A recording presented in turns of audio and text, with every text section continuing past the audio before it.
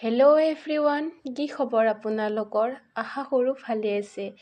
আজি মই নানখাটাই বিস্কুটৰ ৰেচিপিটো লৈ আহিছোঁ। আশা কৰোঁ আপোনালোকে ভাল পাব। তাৰ কাৰণে এয়া লৈ লৈছোঁ ঘি 1 কাপ।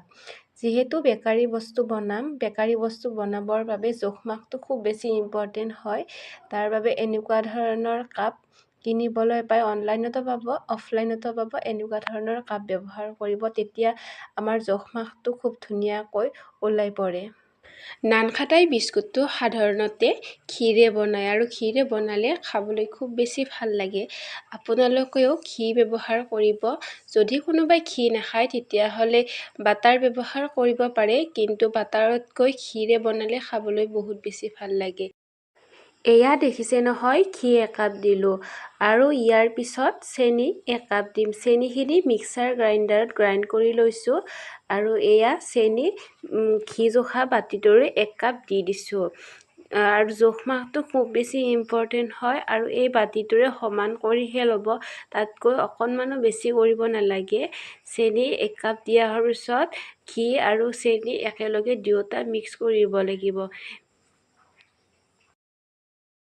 এয়া মই ঘি আৰু চেনি দুয়োটা একেলগে মিক্স কৰি লৈছোঁ আৰু এতিয়া 15 মিনিটমানৰ বাবে ভালদৰে বিট কৰি ল'ব লাগিব।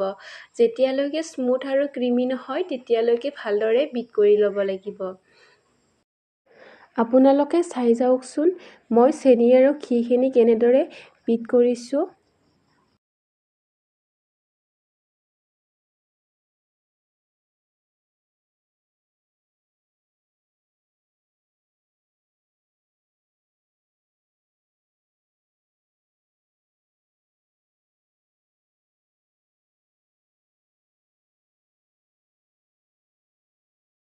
পোন্ধৰ মিনিটমান এনেকৈ বিট কৰাৰ পিছত এনেকুৱা ধৰণৰ কনচিষ্টেঞ্চিলৈ আহিব আৰু তেতিয়াই হৈ যাব। ইয়াৰ পিছত ঘি আৰু চেনি জোখা কাপটোৰে 1 কাপ ময়দা আৰু 1 কাপ বেচন দি লৈছোঁ।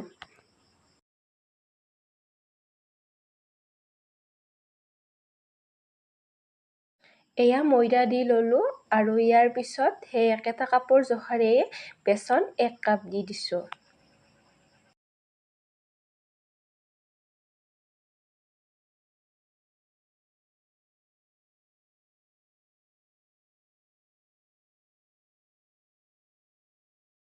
এতিয়া ময়দা আৰু বেচন দুয়োটা একেলগে ভালদৰে চালি ল'ব লাগিব, যাতে কোনো ধৰণৰ গোটা গোটা ৰৈ নাযায়। ইয়াৰ পিছত 1/4 কাপ চুজি এড কৰি দিছোঁ। চুজি এড কৰি দিলে নানখাটাই বিস্কুটটো খাবলৈ খুব বেছি ভাল লাগে। এতিয়া লৈ লৈছোঁ বেকিং পাউডাৰ 2 চিকুট। আচলতে বেকিং পাউডাৰ আৰু বেকিং ছ'ডা 1 চিকুট ল'ব লাগে, কিন্তু মোৰ ওচৰত বেকিং ছ'ডা নাছিল, সেইকাৰণে বেকিং পাউডাৰকে 2 চিকুট লৈ ল'লোঁ।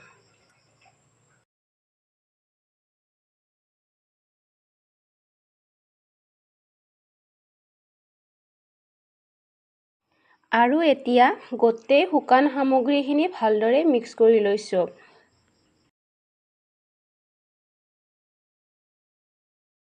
এতিয়া আগতীয়াকৈ ৰেডি কৰি থোৱা ঘি আৰু চেনিৰ মিশ্ৰণটো লৈ লৈছোঁ আৰু শুকান সামগ্ৰীখিনিৰ সৈতে মিক্স কৰাৰ আগত আকৌ এবাৰ বিট কৰি লৈছোঁ আৰু এতিয়া অলপ অলপকৈ এড কৰি গৈ আছোঁ। এই সময়খিনিত মই ভিডিঅ'টো অকণমানো স্কিপ কৰা নাই, যাতে আপোনালোকৰ বুজাত অসুবিধা নহয়। এতিয়া দেখিছে নহয়, মই অকণমানকৈ ঘি আৰু চেনিৰ মিশ্ৰণটো দি গৈ আছোঁ আৰু ভালদৰে মিক্স কৰি গৈ আছোঁ।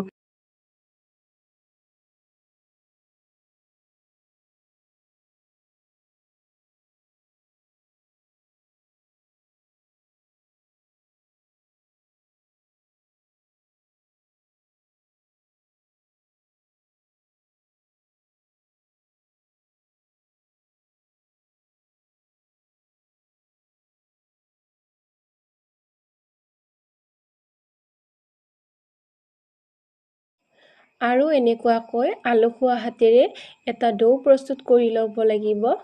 বৰ বেছি পিটিকি মোহাৰি নিদিব, পিটিকি মোহাৰি দিলে ঘিউৱে আকৌ তেল ৰিলিজ কৰি দিব, তেতিয়া আকৌ বিস্কুটখিনি খাবলৈ একেবাৰে বেয়া হৈ যাব।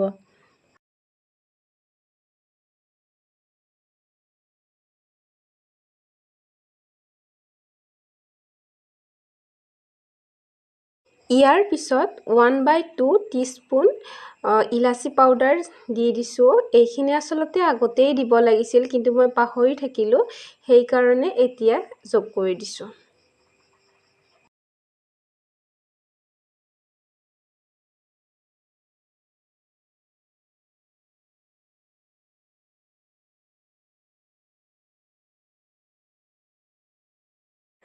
ইয়াৰ পিছত এনেকুৱা ধৰণৰ এখন ষ্টীলৰ কাঁহী লৈ লৈছোঁ আৰু দুখন বগা কাগজ লৈ লৈছোঁ।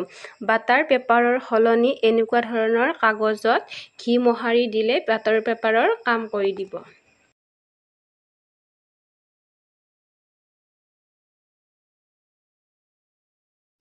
এয়া মই দুয়োখন কাগজতে ঘি মোহাৰি লৈছোঁ আৰু এয়া দেখিছে নহয়, বাটাৰ পেপাৰৰ নিচিনা হৈ উঠিছে আৰু এতিয়া কাঁহীখনত ধুনীয়াকৈ মিলাই লৈছোঁ।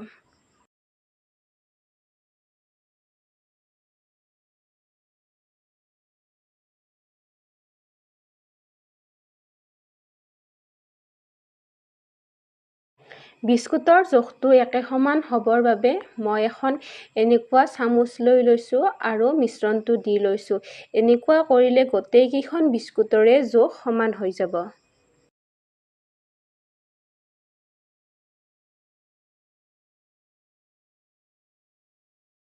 আৰু এনেকুৱাকৈ আলসুৱা হাতেৰে বল বনাই ল'ব।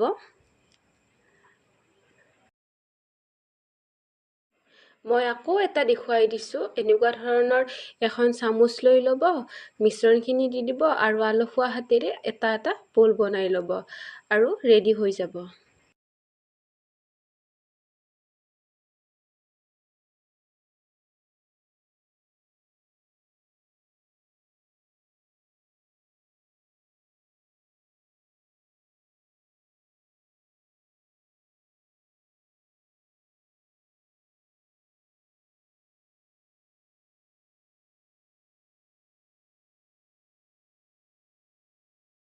এতিয়া মই গোটেইখিনি ৰেডি কৰি ল'লোঁ আৰু এতিয়া মাজেৰে অকণমান কাটি দিব, তেতিয়া এটা খুব ধুনীয়া ডিজাইন হৈ উঠে। বিস্কুটখিনি দেখিবলৈ খুব ধুনীয়া হয়।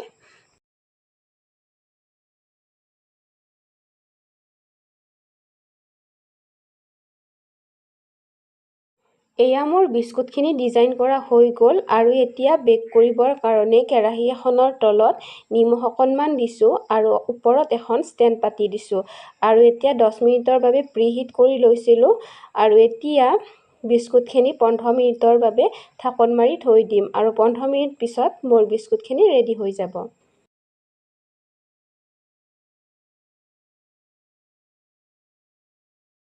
এয়া মোৰ 15 মিনিট পিছত প্ৰথম বেটছটো ৰেডি হৈ গ'ল আৰু এয়া ছেকেণ্ড বেটছটো।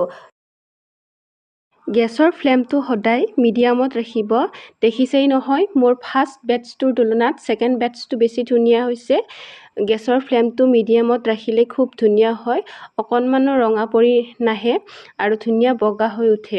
নানখাটা বিস্কুটটো যিহেতু বগাই হয়, সেইকাৰণে দেখিবলৈ বগা হ'লে বেছি ভাল লাগে। গোটেইখিনি বিস্কুট বেক হোৱাৰ পিছত মই সম্পূৰ্ণকৈ ঠাণ্ডা হ'বলৈ এৰি দিলোঁ আৰু সম্পূৰ্ণকৈ ঠাণ্ডা হোৱাৰ পিছত মই এখনকৈ উলিয়াই ল'লোঁ আৰু সম্পূৰ্ণকৈ যদি আপোনালোকে ঠাণ্ডা হ'বলৈ নিদিয়ে, গৰমে থাকোঁতে উলিয়াবলৈ যত্ন কৰে, তেতিয়াহ'লে বিস্কুটখিনি ভাঙি যাব। সেইকাৰণে সম্পূৰ্ণকৈ ঠাণ্ডা হ'বলৈ এৰি দিব আৰু এয়া দেখিছে নহয়, খুব ধুনীয়া হৈছে। আপোনালোকেও বনাই চাব আৰু সঁচাকৈ কৈছোঁ, বজাৰৰ পৰা অনাতকৈ আপোনালোকে ঘৰত বনাই খালে খুব বেছি ভাল পাব। যদি ভিডিঅ'টো চাই অকণমান হ'লেও উপকৃত হোৱা যেন অনুভৱ হৈছে, তেতিয়াহ'লে লাইক কৰিব, কমেণ্ট কৰিব, শ্বেয়াৰ কৰিব এণ্ড ছাবস্ক্ৰাইব কৰিবলৈ নাপাহৰিব। তেতিয়াহ'লে আজিলৈ আহিছোঁ, বাই।